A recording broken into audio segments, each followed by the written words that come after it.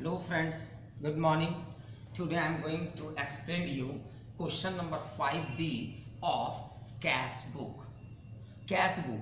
Enter the following transaction in the cash book with cash and bank column.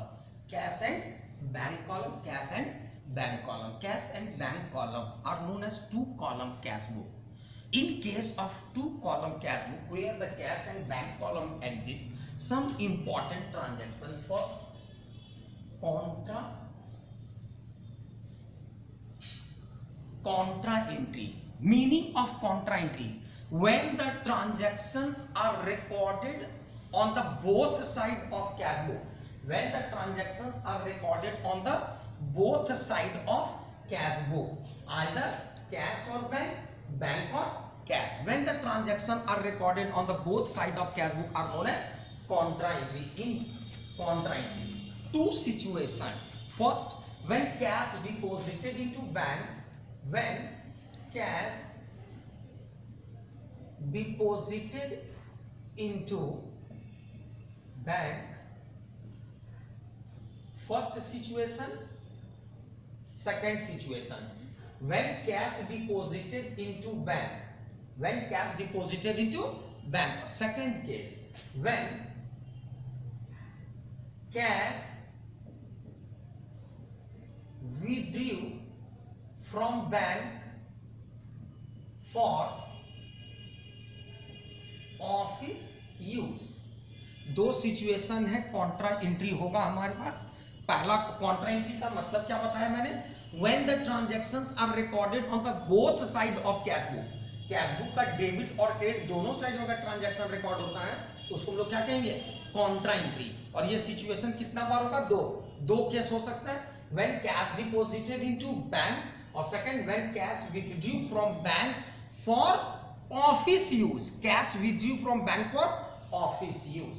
Second sentence, most important term. Second क्या होगा हमारे पास जब double column cash book बनाएंगे? Check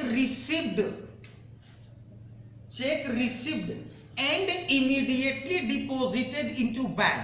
Check received and immediately deposited into bank are recorded in bank column. bank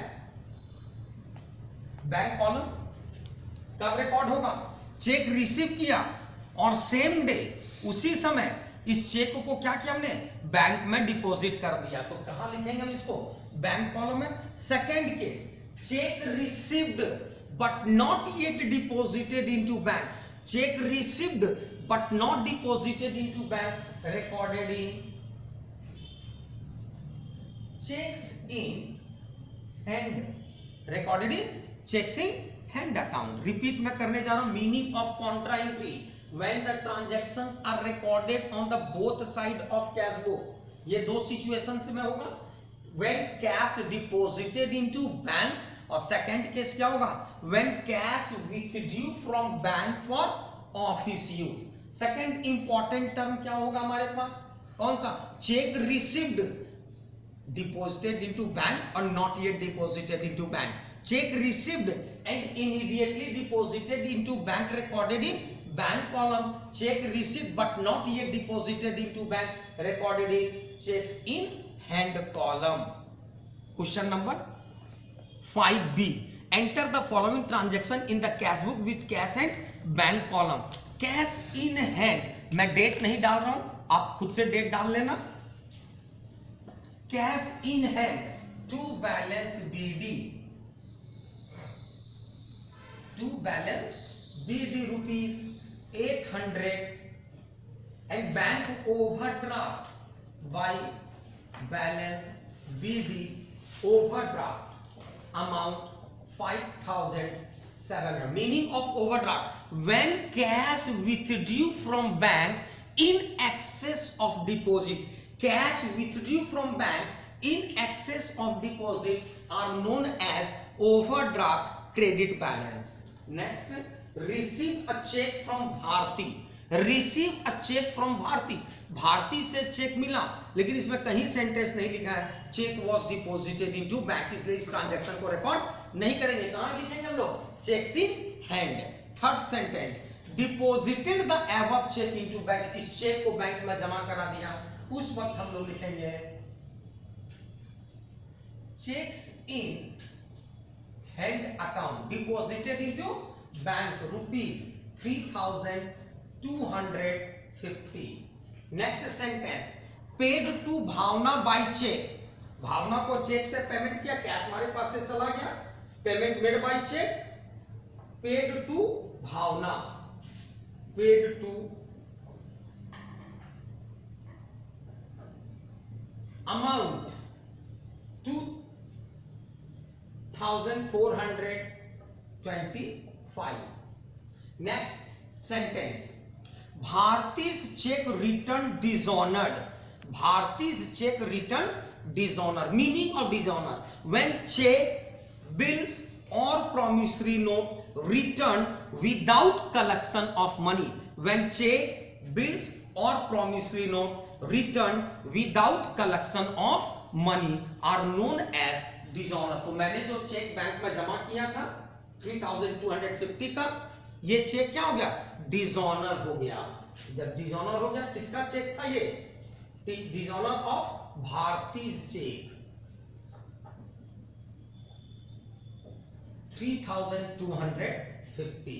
Next sentence, withdrew from bank, withdrew from bank for office use, withdrew from bank for office use। Just मैंने क्या कहा, Contra entry, दो case था हमारे पास, when cash deposited into bank, when cash deposited into bank, or when cash withdrew from bank for office use। यहां sentence हमारे पास लिख रहा है withdrew from bank for office use, कितने तारीख को, 20 जून को निकाला है, कितना निकाला इसने, ₹250। बैंक से जब आप विड्रॉ करोगे तो decrease in the balance of bank, increase in the balance of cash, cash बढ़ जाएगा हमारे पास, क्योंकि बैंक से आपने पैसे को निकाल लिया है तो बैंक का बैलेंस घटेगा और कैश का बैलेंस बढ़ेगा।